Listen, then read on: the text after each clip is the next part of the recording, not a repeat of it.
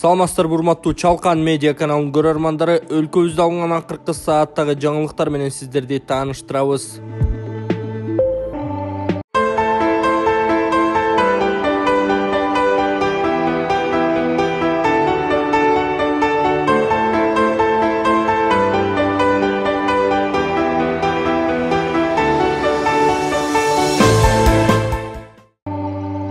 Журналист Бердибек Жамгырчиев, актер Азиз Мурадиллаев оор акыбалда. Азиз байкебиз оор акыбалда. Атаң көрү ушундай опурталдуу кырдаалда акчалуу бир инсан жалпы сумманы көтөрө койсо, бир залкар актерду сактап калат эле. Элден чогулгуча убакыт өтүп кетет. Колдон келишинче бөлүшүңүздөр туугандар. Бир зор өмүр чоң коркунучта турат. Кээ бир бай адамдарга $45,000 бир аз эле акча, бирок бул сумма Азиз агабыздын өмүрүн сактап калчу чоң каражат. Кайрымдуу элден да жардам суроого аргасызбыз. Таланттын өмүрүн сактап калалы, колдон келишинче жардам беришиңиздерди өтүнөбүз. Боорун тез арада алмаштыруу керек деп жазган журналист Бердибек Жамгырчиев. Актер Азиз Мурадиллаевке жардам берем деген жарандар экраныбызга чыккан банктык эсептерге которсоңуздар болот. Эсиңиздерге салсак, буга чейин дагы Ассоль Молдокматова Азиз Мурадиллаев оор абалда реанимацияга жаткырылды. Денесинен суюктук чыкпай катуу шишип кетти. Биз бүгүн бир аз сүйлөшкөнбүз, бирок азыр сүйлөй албай жатат деген Молдокматова. Белгилүү актер бир нече жылдан бери цирроз оорусу менен алышып келет. Молдокматова актер Москвадан дагы бир операциясын жасатып, учурда дары ичип жатканын айткан. Туркиялык клиникада дарылануудан өткөн, анда боору жаңыланып, аны алмаштыруу боюнча операция токтотулган. Мунун баары элден чогулган акчага жасатылган болчу. Актер дарылануудан калган акчаны Мурат Мамбетовдун баласынын дарылануусуна которгон. Убакыт аз калды. Боорду алмаштыруу авиабилеттери үчүн $45,000 топтоо керек деп билдирген Молдокматова. Тимур Саралаев балыкчы темир жолу кийинки жылы Кочкорго жетет. Жаз айында башталган балыкчы Кочкор темир жолунун курулушу пландан ашыкча аткарылып жатканын көрүп кубандым. Кийинки жылы Кочкорго жетет деген кубанычтуу маалымат уктум, дейт коомдук ишмер Тимур Саралаев. Ардактуулар, жакшы бир жаңылык менен бөлүшөйүн. Кудайым буйрса, кийинки жылы Кочкорго темир жол кирип барат экен. Мамлекетибиз жазында өз күчү менен балыкчы Кочкор Кара Кече темир жолунун курулушун баштаган. Быйыл күзгө чейин 5 чакырым жол курабыз дешкен эле, бирок жумуш пландан дагы ашыкча аткарылыптыр. Кочкордон ары Кара Кечеге жетип, ары Макмалга кошулат. Кытай, Кыргызстан, Өзбекстан темир жолу так ошол Макмал аркылуу өтөт. Кара Кечеден көмүрдү вагон аркылуу ташып, жолу арзандап, бир топ төмөндөп сатылып калат буйрса. Ал эми Кыргызстандын түндүк менен түштүгүн бириктирген темир жол болсо, элдер унаа менен эмес, поезд менен каттайт, жол кырсыгы азаят. Оор жүктөр дагы вагон менен жеткилип, кардарга келген баа да арзандайт. Кыргызстаныбызда кескин өзгөрүүлөр болуп, дымактуу долбоорлор ишке ашып жатканы абдан жакшы. Кудайым буйрса, 2-3 жылдын ичинде мамлекет таанылгыс болуп өзгөрөт. Эң негизги ниетибизди оңдоп, ынтымактуу болуп, өлкөбүздө туруктуулук, тынчтык эле болсо баары кыска убакытта ишке ашат деген постун өзүнүн Facebook'тагы баракчасына жазып, видео тиркеп жарыялаган Тимур Саралаев. Улуттук банк мыйзам бузган 23 акча алмаштыруучу жайга 1,2 миллион сом айыппул салды. 2022 жылдын башынан бери Улуттук банк мыйзам бузганы үчүн 23 алмаштыруучу жайга 1,2 миллион сом айыппул салды. Бул тууралуу аталган банктын басма сөз кызматынан билдиришти. Улуттук банк курстун айырмасынан пайда көрүү максатында алып сатарлык операцияларды жүргүзүү өлкөдөгү доллардын тартыштыгына алып келген себептердин бири экенин айтты. Бирок банк акча алмаштыруучу жайлар так кайсы мыйзамды бузганын ачыктаган жок. Валюта рыногунун катышуучуларында чет өлкөлүк валюта бар болсо, аны чектөөсүз сатууга милдеттүү деп билдиришти өлкөнүн негизги банкынан. Улуттук банк ушундай эле негизде 39 ишкерге жалпы суммасы 682,000 сом айып салынганын кошумчалады. Ал эми бир жыл ичинде 121 акча алмаштыруучу бюросу жана 54 жеке жакы лицензиясы жок иштеп келгени аныкталды. Улуттук банктын талаптарын аткарбаганы 47 бюронун лицензиясы токтотулуп, 6 акча алмаштыруучу жайдын уруксаты жокко чыгарылды.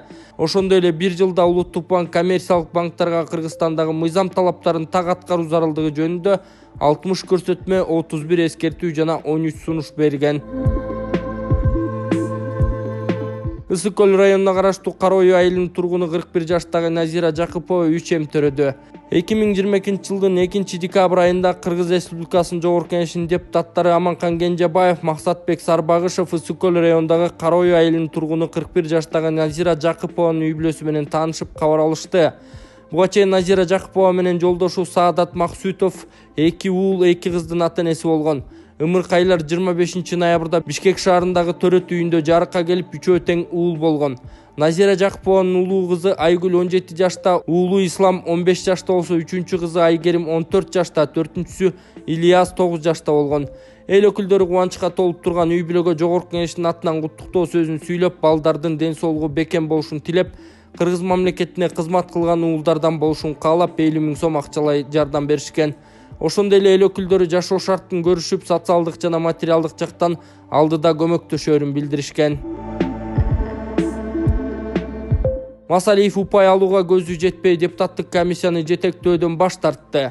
Кумтөр боюнча депутаттык комиссияны жетектөөдөн Исхак Масалиев баш тартты, көпчүлүк түшүнбөй калды.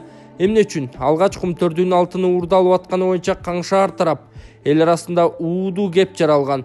Көп өтпөй президент Садыр Жапаров чекит койду. 1 грамда уурдалбасына кепилдик берип, алдын ала маалыматтар боюнча кумтөрдүн алтыны тыкыр эсептөөдө турганы, бардык отчеттор берилери эске алынды. Мындай шартта Исхак Масалиев кынтык издеп бийликтин айыбын таба албасына көзү жетип, депутаттык комиссияны жетектөөдөн кетип калды. Кыраак эмеспи, саясий упай ала албасына көзү жетти окшойт. Уч качкандан кийин түшө качпа дегенде Исхак Абсаматович аягына чейин туруп эл үчүн объективдүү баа берүүгө, ак карасын ачык айтууга батынса болмок. Өзүнүн жеке кызыкчылыгына төп келбей калса эле ойноп кете береби? Пайгамбар жашына деле барып калды, кичине калыстыгын көрсөтүп койбойт беле, деп жазган Арба KG сайты.